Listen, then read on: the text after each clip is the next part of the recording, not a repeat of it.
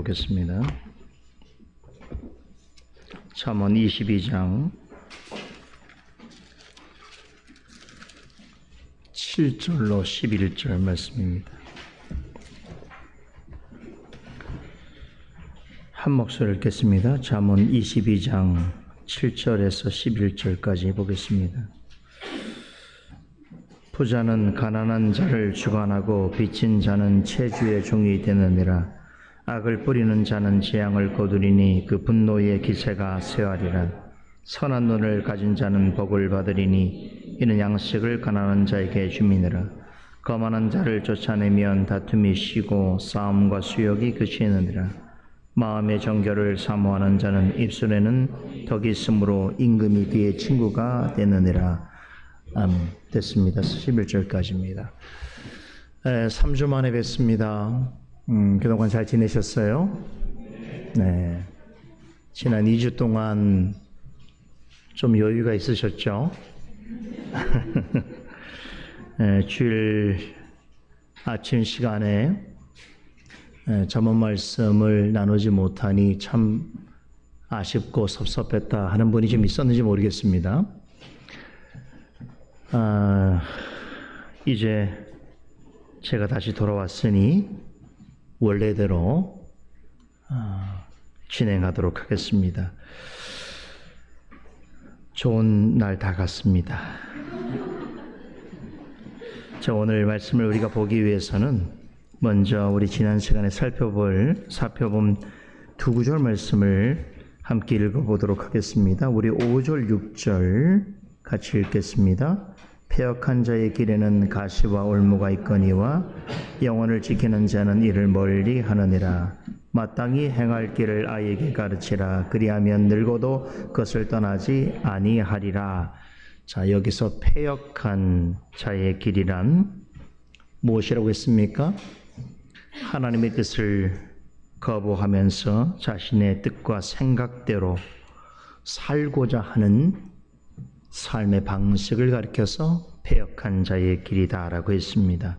자, 이런 사람에게는 한 가지 뚜렷한 특징이 나타나는데 그것이 무엇인가 하면 자신의 영혼에 대하여 관심이 없다는 것입니다. 우리가 잘 알고 있는 누가복음 12장에 어리석은 부자에 관한 비유가 있지요. 한 해 동안 많은 수확을 거두고 이제 자신이 가지고 있던 곡간을 헐고 새 것으로 짓고는 거기에다가 그의 얻은 곡식뿐만 아니라 자신의 모든 소유를 쌓아두고 그리고는 자신의 영혼을 향해서 내가 여러 해 동안 쓸 것을 많이 쌓아두었으니 이제부터는 평안히 먹고 마시고 즐거워하면서 쉬자라고 그렇게 다짐합니다. 세상의 관점에서 본다면 이 부자는 지극히 정상적인 생각을 가진 사람이라 할 수 있습니다. 그러나 예수님께서는 이런 인생의 장밋빛 같은 계획을 가지고 있는 부자를 향해서 뭐라고 하셨습니까? 어리석은 자여라고 책망하셨습니다. 왜 그렇게 하셨을까요? 이 부자는 자신의 육체와 물질과 쾌락에 대해서는 지극히 큰 관심을 가지고 있었으나 자신의 영혼에는 조금도 관심을 갖지 않았기 때문입니다. 이 부자는 육적인 일을 위해서는 많은 계획과 소망을 가지고 있었으나 하나님이 원하시는 영적인 일에 있어서는 전혀 관심이 없었습니다. 잠언 22장 1절의 표현을 빌리자면 이 사람은 하나님이 주시는 명예와 은총보다는 세상에 눈에 보이는 물질을 더 소중히 생각한 사람입니다. 그래서 이 사람은 하나님이 주시는 하나님 자녀로서의 명예와 은혜를 저버리고 물질을 선택했습니다. 잠언 기자는 이런 사람을 가리켜서 어리석고 패역한 인생이라고 합니다. 이런 삶은 그 자체로 하나님을 대적하고 하나님의 뜻을 거부하는 것입니다. 이러한 삶을 고집하는 사람은 지금 당장에는 주변 사람들로부터 관심의 대상이 되고 부러움이 부러움을 살 수 있습니다. 그러나 하나님의 관점에서는 이런 사람은 스스로 자신의 멸망길을 재촉하는 사람입니다. 이것을 잠언 기자는 5절에서 패역한 자의 길에는 가시와 올무가 있다는 말로 묘사했습니다. 영혼의 소중함을 모르고 또 영혼을 돌보는 일에 아무런 관심을 두지 않는 인생의 끝에는 반드시 자신이 선택한 일에 대한 하나님의 어미로운 심판과 그에 따른 멸망이 있을 것이라는 말씀입니다. 그렇기 때문에 우리 성도들은 자녀들이 어려서부터 이같이 어리석고 패역한 자의 길을 우리 자녀들이 따라가지 않도록 어릴 때부터 마땅히 행할 것을 가르쳐야 하는 것입니다. 우리의 자녀들이 하나님의 언약 백성으로서 하나님이 바라시는 구원의 길에서 벗어나지 아니하고 하나님의 언약 안에서 공평과 인자와 자비를 행하면서 살아갈 수 있도록 끊임없이 우리의 자녀들을 가르치고 격려하고 위하여 기도해야 됩니다. 이것은 비단 우리 부모뿐만 아니라 먼저 은혜를 받아 이 자리에 오게 된 어른 성도라고 한다면 우리 어린 자녀들 앞에서 교회 자녀들 위해서 마땅히 신앙의 모범을 보여주어야 하는 것입니다. 이것이 지난 시간에 살펴본 교훈입니다. 오늘 읽은 7절 이하의 본문 말씀은 우리가 평생토록 이런 일에 대하여 왜 이토록 힘들여 행해야 되는지 구체적인 예를 들어서 설명해 주고 있습니다.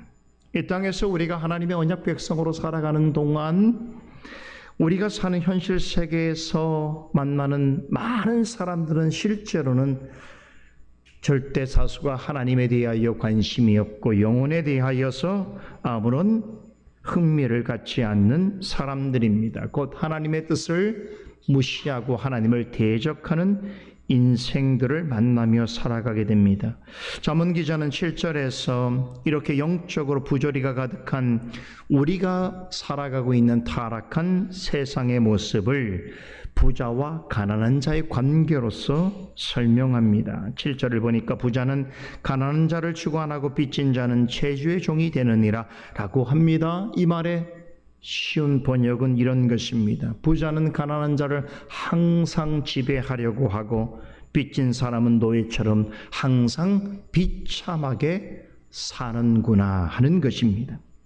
여러분, 이 잠언서는 솔로몬 통치 기간에 쓰여진 것입니다. BC 1000년 전에 기록된 것이지요. 그러니까 지금으로부터 계산하면 약 3000년 전에 기록된 것입니다.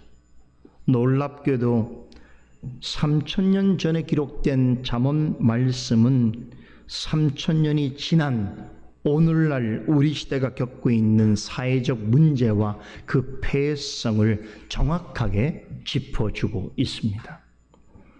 가진 사람은 더 많은 부와 기회를 가지게 되고 가난한 사람은 부와 권력을 가진 사람에게 종속당하는 일, 이것은 어제 오늘의 일이 아닙니다. 솔로몬 시기 이전부터 오늘날까지 항상 타락한 세상에 있어 왔던 일인 것이지요. 이렇게 물질에 많고 적음을 어떤 사람은 누군가를 억압하려고 하고 또 어떤 사람은 누군가의 지배를 항상 받게 되어지는 세상, 이것은 이러한 세상을 당연하게 여기고 살아가는 세상은 그야말로 죄악이 세상에 관영하다라고 하는 것을 드러내는 명백한 증거라 하지 않을 수 없습니다. 죄가 있는 한 이 세상의 부자와 가난한 자는 절대로 사라지지 않을 것입니다.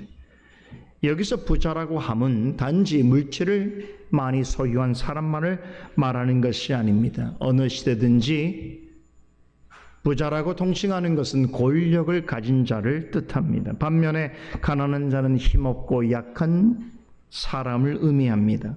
세상의 역사는 이렇게 서로 다른 두 부류의 사람들이 늘 갈등하고 충돌하고 전쟁하는 이야기로 점철되어 있습니다.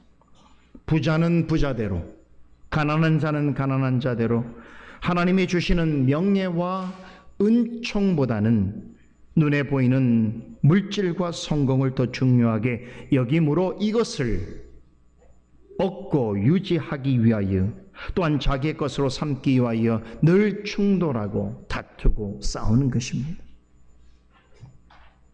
하나님의 백성과 자녀들은 이 같은 세상에서 하나님의 의와 공평과 자비를 행하는 자로서 부름을 받았습니다. 성경은 마음에 하나님이 없다 하면서 제멋대로 살아가는 사람은 어느 시대를 어떤 모습으로 살아가든지 간에 반드시 마지막 날에 하나님의 준엄한 심판을 받을 것이라고 전합니다. 이 사실을 8절은 이렇게 설명합니다. 악을 뿌리는 자는 재앙을 거두리니 그 분노의 기세가 쇠활이라. 이 말씀은 심은 대로 거두리라 라고 하는 구약의 버전입니다. 여기서 잠언 기자는 마음에 하나님이 없다면서 죄악된 세상의 원리대로만 살아가는 사람들을 가리켜서 뭐라고 묘사하지요? 이들은 악을 뿌리는 자들이라고 합니다. 본문에 악을 뿌리는 자는 7절에서 언급한 부자와 돈을 빌려주는 자를 말합니다. 이들은 세상의 물질과 권력을 소유한 자들로서 마치 자신들이 세상을 지배하는 것처럼 항상 기고만장합니다. 예나 지금이나 마찬가지. 물질과 권력을 탐하는 사람들은 왜 그러한가 하면 그것을 가지고 지배력을 행사하고 싶어 하기 때문인 것이죠. 물질과 권력만 있으면 이 세상에서 원하는 무엇이든지 행할 수 있다라고 생각합니다. 물질과 권력만 있으면 세상은 언제나 자기 편이라고 생각합니다. 어떤 범죄를 저지르고 어떤 잘못을 하더라도 권력만 가지고 있으면 세상은 항상 자기 중심으로 흘러간다고 생각합니다. 그래서 늘 기세등등해요. 우리처럼 연약하고 가진 것이 없는 사람은 조금만 잘못을 하고 자신도 모르게 교통법칙을 어겼다고 하는 범칙금만 나와도 가슴이 툭 떨어지는데 물질과 권력을 가진 사람들은 그런 일은 아무런 감흥이 없습니다. 잘못도 생각하지 않습니다. 예나 지금이나 인간의 본성은 변한 것이 없습니다. 그런데 이런 사람들을 향하여 하나님께서는 뭐라고 하시느냐? 악을 뿌리는 자들이라고 합니다. 그들이 원하는 결과는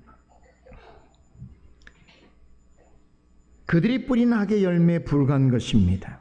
하나님께서는 지혜와 섭리 가운데 그들이 원하는 악을 행하도록 내버려 두십니다. 이게 하나님의 깊으신 지혜와 섭리입니다. 이것을 사도 바울 로마서 1장 28절에 표현했죠. 마음에 그 하나님이 없다 하는 자들, 마음에 하나님 두기를 싫어하는 자들은 그들이 하고자 하는 일들에 대하여 저들의 상실한 마음대로 행하도록 하나님께서 관가하신다고 기록하고 있습니다. 왜 그러실까요? 악을 뿌린 일에 대하여 반드시 하나님 앞에서 합당한 심판을 받게 하시기 위해서입니다. 하나님의 심판이 이루어지는 날에 저들에게 예비되어 있는 것은 영원한 재앙과 형벌밖에 없는 것입니다. 이것이 본문 8절이 전하는 교훈입니다. 그런데 이어지는 9절 말씀은 하나님의 심판이 이루어지는 그 날에 하나님으로부터 상과 복을 얻을 사람들이 있다라고 전합니다. 선한 눈을 가진 자는 복을 받으리니 이는 양식을 가난한 자에게 주미니라. 점은 기자는 마지막 날에 하나님의 심판대 앞에서 축복을 받을 사람이 있는데 그들을 가리켜서 선한 눈을 가진 자들이라고 합니다. 잠언 23장 6절에 보면 악한 눈이 있는 자라고 하는 말이 나오는데 이 말의 대조적인 표현입니다. 그렇다면 선한 눈을 가졌다라고 하는 말은 무슨 뜻일까요? 어떤 사람들은 선한 눈을 가졌다라고 하는 말을 세상에 착한 일을 하며 살아가는 것, 즉 세상을 착하게 본다는 뜻으로 이해합니다. 이것은 아니지요. 오늘 잠언 기자가 전하려고 하는 것은 세상의 도덕적인 관점의 이야기를 하려고 하는 것이 아닙니다. 선한 눈을 가지고 있다라고 하는 것은 하나님의 눈으로 세상을 본다는 뜻입니다. 왜 그렇습니까? 하나님은 선과 악의 절대적 기준이 되시는 분이십니다. 그러므로 하나님의 뜻에 따라서 선과 악을 생각하고 선과 악을 분별하며 선과 악에 관한 올바른 행위를 즐겨하는 자, 즉 하나님의 말씀과 부르심에 합당하게 살아가는 것을 기뻐하는 자, 바로 이런 사람이 선한 눈을 가진 사람인 것이지요. 본문에서 잠언 기자는 선한 눈을 가진 사람의 구체적인 행위를 어떻게 묘사하고 있습니까? 가난한 자에게 베푸는 모습으로 설명합니다. 이 또한 양식을 가난한 사람들에게 나눠준다는 것은 단지 착한 행위를 하는 것을 두고 하는 표현이 아닙니다. 여기서 가난한 사람이라고 하는 것은 영적인 의미인 것이죠. 하나님의 은혜가 절실히 요청되는 사람인 것입니다. 즉 영적으로 갈급하고 구원 얻기를 갈망하는 사람. 선한 눈을 가진 사람은 눈에 보이는 은이나 금보다 하나님의 자녀라고 하는 이름과 명예, 그리고 하나님의 은총을 더욱 소중히 여깁니다. 그런 사람은 자신과 같이 심령이 가난한 사람에게 하나님이 주신 귀한 것을 나누기를 기뻐합니다. 이 사람은 하나님께 받은 공평과 인자와 영광과 생명이 너무나 귀한 것인 줄을 알기 때문에 할 수만 있다면, 기회만 주어진다면 다른 사람에게 자신이 하나님께로부터 받은 것을 함께 전하고 나누려고 애를 씁니다. 이처럼 하나님으로부터 제공되는 좋은 것과 선물을 자기 것으로만 여기지 아니하고 다른 사람의 유익을 위하여서 나누려고 하는 그 모습, 그것은 앞서 살펴보았던 것처럼 세상에서 물질과 권력을 탐하는 자들, 어떻게든 가난하고 헐벗은 사람들을 억압하고 그들을 위해 군림하려고 하는 사람들의 모습과 완전히 대조되는 것입니다. 하나님의 사람은 하나님께 받은 것을 감사할 뿐만 아니라 자신의 것으로만 사용하지 아니하고 그것을 필요로 하는 사람들에게 나누어 주려고 하는 마음을 가진 자들입니다. 하나님께 받은 은총과 긍휼과 자비의 크기를 아는 사람은 자신이 받은 하나님의 은혜가 큰 줄을 알고 다른 사람에게도 어떻게든 그것을 나누려고 애를 쓸 때에 그 과정에서 복음이 전달되어지는 것이고 그를 영혼을 살리는 것이며 하나님의 은혜의 자리로 그를 초청하게 되는 것이지요.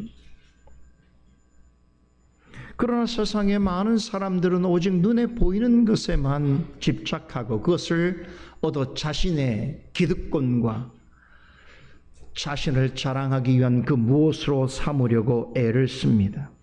그런 사람들은 하나님의 이름, 하나님이 주시는 명예, 하나님으로부터 받는 은총이라고 하는 것은 아무런 관심을 두지 않습니다. 이런 사람을 가리켜서 오늘 잠언 기자는 세상에 악을 뿌리는 자들이라고 합니다. 그런데 이 세상은 선한 눈을 가지고 선한 영향을 끼치고 영적인 유익을 미치는 사람보다는 오히려 악을 뿌리는 사람이 세상에서 더 많은 것을 소유하고 더 좋은 것을 얻기도 합니다. 하지만 하나님 앞에서는 반드시 그가 행한 일에 대한 결과를 맛보게 될 날이 있을 것입니다. 마지막 날에 악을 뿌리는 자들은 하나님의 무서운 심판을 피할 수 없을 것입니다. 그러나 선한 눈을 가진 사람은, 곧 하나님이 주시는 좋은 것들을 나누고 함께 하려고 하는 사람은 그날에 하나님으로부터 복을 얻습니다. 앞서 우리가 살펴본 4절 말씀에서 선한 눈을 가진 자가 받게 될 복에 대해서 이렇게 설명했지요. 겸손과 여호와를 경외함의 보응은 재물과 영광과 생명이니라. 제가 이 말씀을 해설해 드릴 때에 여기서 말하고 있는 재물과 영광과 생명은 이 세상에서 얻는 물질적이고 육체적인 복을 의미하는 것이 아니라 마지막 날에 하나님의 자녀가 하나님으로부터 최종적으로 얻게 될 천상에서의 복락을 의미하는 것이라고 말씀을 드렸습니다. 비록 이 세상에서 하나님 편에서의 선한 눈을 가지고 사는 자가 세상으로부터 궐시를 받고 무시를 받고 조롱과 비판 가운데 있을 수 있을지라도 하나님께서는 그 모든 일을 기억하십니다. 그리하여 세상이 줄 수 없는, 세상으로부터 받을 수 없는 가장 가치 있고 복된 영원한 상급과 축복을 그날에 주실 것이라고 말씀하십니다. 여기에 이 세상에서 선한 눈을 가진 자들의 살아가는 소망이 있는 것이지요. 아무튼 오늘 본문 9절은 마지막 날에는 하나님 앞에서 저주를 받는 자들이 있을 것이고 또한 하나님 앞에서 상을 얻는 이들도 있을 것이라고 말씀합니다. 이 사실이 분명하다면, 하나님의 영원한 변함없는 진리의 약속의 말씀이라면 우린 이 땅을 살아가는 동안 어떻게 해야 할 것인가? 타락한 세상의 원리대로 살아가려고 해서는 안 됩니다. 그렇다고 해서 죄악된 본성을 따라 살고자 해서도 안 됩니다. 이와 관련해서 잠언 기자는 본문 10절에서 이렇게 권고합니다. 거만한 자를 쫓아내면 다툼이 쉬고 싸움과 수욕이 그치느니라. 이 말씀은 한마디로 이 땅을 사는 동안 하나님 앞에서 거만한 자처럼 살아서는 안 된다는 것이지요. 거만한 자란 마음에 하나님이 없다고 하면서 하나님의 말씀을 비웃고 자기의 생각과 자신의 방식대로 살아가기를 고집하는 사람입니다. 하나님의 언약 백성은 이런 사람을 매우 주의하고 분별해야 됩니다. 이런 사람을 가까운 친구로 두어서는 안 됩니다. 이들이 추구하는 삶의 목적과 방식을 그대로 쫓아서는 안 됩니다. 자, 그런데 여러분, 우리가 이 세상을 살아가면서 좀 더 주의해야 하고 조심해야 할 거만한 자가 있습니다. 누굴까요? 바로 내 안에 있는 나의 교만한 자아입니다. 여러분, 밖에서 오는 적은 금방 확인할 수 있으나 내 안에 숨어 있는 적은 찾기 어려운 법입니다. 우리의 심령 깊은 것을 잘 살펴보면 우리 안에도 어떤 경우에 있어서 마음에 하나님이 없다고 하는 사람들처럼 생각하는 경우가 있고, 또 그들이 쫓는 세상의 원리를 따라 살고자 하는 무지와 교만이 또 아리를 틀고 있을 때가 많습니다. 어떤 경우에 그런 일이 나타나지요? 하나님을 믿지 않는 자들의 번성과 성공과 형통을 바라보게 될 때 우리 마음속에 무지와 교만이 생깁니다. 하나님의 뜻과 섭리보다는 육체의 즐거움과 욕망을 쫓고자 하는 그러한 거만함과 어리석음이 우리 안에 있습니다. 우리는 날마다 그것과 싸워야 하고 그것을 내 안에서 쫓아내야 하는 것입니다. 하지만 그게 어찌 쉬운 일이겠습니까? 여러분, 우리 안에 숨겨져 있는 악, 남은 모르지만 하나님 앞에 서면 알게 되는 내 안의 거만함과 어리석음을 내쫓아 버리기 위해서는 많은 연습과 훈련이 필요합니다. 날마다 하나님의 말씀을 의지하고 성령의 도우심을 구하는 일에 익숙해져야 하는 것입니다. 성령과 말씀을 의지하지 않고는 내 안에 있는 거만함과 어리석음과 정면으로 마주하기 어려울 뿐만 아니라 내 안에 깊숙이 진치고 있는 그것들을 내쫓아내기가 대단히 어렵습니다. 그런데 잠언 기자는 그리 할 수만 있다면 우리는 정말로 놀라운 은총과 복을 누리게 될 것이라는 약속의 말씀을 오늘 마지막 구절을 통해서 전하고 있습니다. 우리 11절을 다 같이 한 목소리 읽어보겠습니다. 마음의 정결을 사모하는 자의 입술에는 덕이 있으므로 임금이 그의 친구가 되느니라. 여기서 잠언 기자는 10절에서 말한 선한 눈을 가진 사람을 뭐라고 표현합니까? 마음의 정결을 사모하는 자라고 합니다.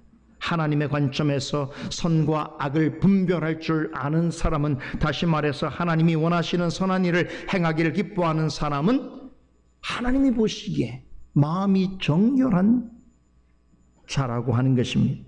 마음이 정결한 사람은 하나님의 은총을 사모할 뿐만 아니라 하나님의 말씀을 따라 살기를 소망합니다. 본문 10절은 하나님 앞에서 마음의 정결을 사모하는 사람이 지닌 한 가지 구체적인 특징을 전해주고 있지요. 마음의 정결함이 입술을 통해서 은혜로운 말을 전달한다는 것입니다. 우리말로 입술에 덕이 있다라고 번역되어 있는 이 말의 원어적인 의미는 입술에 은혜가 있다입니다. 그러므로 마음이 정결을 사모하는 자의 입술에는 덕이 있다라고 하는 이 말씀의 참뜻은 이것입니다. 하나님이 보시기에 마음이 정결한 사람의 입술에는 항상 하나님의 은혜가 머물러 있다. 하나님이 보시기에 마음이 정결한 사람은 하나님께 받은 은혜로운 말을 항상 전하기에 힘쓴다라고 하는 것입니다. 누군가가 은혜로운 말을 하고 있다면 그 마음에 은혜가 있다라고 하는 증거입니다. 반대로 누군가가 미련한 말을 자주 한다면 그 마음이 어리석다라고 하는 증거입니다. 그 마음의 지혜와 어리석음은 그가 하는 생각과 말을 통하여 확인될 수 있습니다. 그럼 하나님이 보시기에 어느 때에 우리의 마음이 가장 정결한 상태를 유지할 수 있겠는가? 하나님의 말씀이 마음 안에 머물러 있을 때입니다. 하나님의 말씀이 우리의 입술을 통하여 정직하게 바르게 전달될 때 가장 은혜로운 말이 되는 것입니다.